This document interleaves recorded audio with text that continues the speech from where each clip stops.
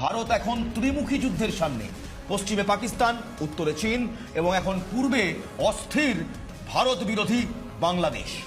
আপনারা কি জানেন ভারত আবার ৭১-এর আগের সেই ভয়ঙ্কর বিপদের সামনে দাঁড়িয়ে? আজ আমরা এমন একটা বিষয় নিয়ে কথা বলবো যা হয়তো আমার আপনার রাতের ঘুম কেড়ে নেবে। চীন, পাকিস্তান ও বাংলাদেশ রেখেছে কাঁধে কাঁধ। নতুন শক্তির ঢেউয়ে কাঁপছে দিল্লির হাত। দক্ষিণ এশিয়ার শক্তির সমীকরণ বদলে যাচ্ছে। একদিকে বাংলাদেশ, অন্যদিকে চীন ও পাকিস্তান। এই ত্রিমুখী জোটের সামনে চাপে পড়েছে ভারত। গত কয়েক বছরে বাংলাদেশ শুধু অর্থনীতিতে নয়, সামরিক ও কূটনৈতিক দিক থেকেও বিশাল পরিবর্তনের মধ্য দিয়ে যাচ্ছে। চীনের সঙ্গে বাংলাদেশের কৌশলগত সম্পর্ক এখন আর গোপন কিছু নয়।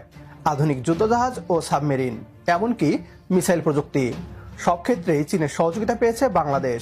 অন্যদিকে পাকিস্তান, ভারতের চিরপ্রতিদ্বন্দ্বী এই দেশটি জুলাই বিপ্লবের পর আবারও বাংলাদেশের সাথে ঘনিষ্ঠ হচ্ছে। সামরিক প্রশিক্ষণ, গোয়েন্দা সহযোগিতা এবং কূটনৈতিক সমর্থনের মাধ্যমে একটি নতুন সমন্বয় গড়ে উঠছে। পাকিস্তান, চীন ও বাংলাদেশের নতুন জোট নিয়ে কতটা ভয় আছে ভারত, আসুন তা দেখে আসি পশ্চিমবাংলার মিডিয়ার একটি ভিডিও থেকে। আজ আমরা এমন বিষয় নিয়ে কথা বলতে চলেছি যা আমার, আপনার অর্থাৎ আমাদের প্রত্যেকের জেনে রাখা দরকার।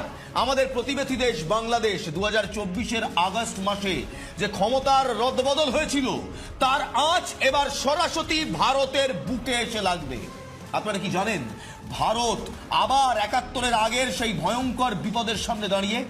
আমাদের গোয়েন্দা তথ্যে যা উঠে আসছে তা শুনলে রীতিমতো চোখ কপালে উঠবে। ৭১ থেকে ২০২৪ ইতিহাসের চাকা উল্টো দিকে ঘুরতে শুরু করেছে। শেখ হাসিনা ক্ষমতায় থাকাকালীন ঢাকা এবং দিল্লির মধ্যে যে নিরাপত্তার বন্ধন ছিল তা আজ ছিন্ন ভিন্ন। গোয়েন্দা রিপোর্ট বলছে বাংলাদেশের বর্তমান অন্তর্বর্তী সরকারের আমলে পাকিস্তানের কুখ্যাত গোয়েন্দা সংস্থা আইএসআই আবার সেখানে জাঁকিয়ে বসেছে। ভারতকে যুদ্ধের হুমকি পাকিস্তানি নেতার। বাংলাদেশে নাক গলালে ভারতকে যুদ্ধের হুমকি দিচ্ছেন সেই নেতা। যুদ্ধের হুমকি দেওয়া নেতার নাম কামরান সঈদ ইসমানি, পাকিস্তানের মুসলিম লীগের নেতা। তিনি আবার যে প্রেস কনফারেন্স করছে সেই মিস কনফারেন্সের ঠিক পেছনে একদিকে পাকিস্তানের পতাকা, একদিকে বাংলাদেশের পতাকা। কেন? শুধু তাই নয়, বাংলাদেশের গোয়েন্দা সংস্থা ডিজিএফআই এর সঙ্গে হাত মিলিয়ে আইএসআই ভারতের পূর্ব সীমান্তের নতুন করে অশান্তি তৈরির ব্লুপ্রিন্ট তৈরি করছে।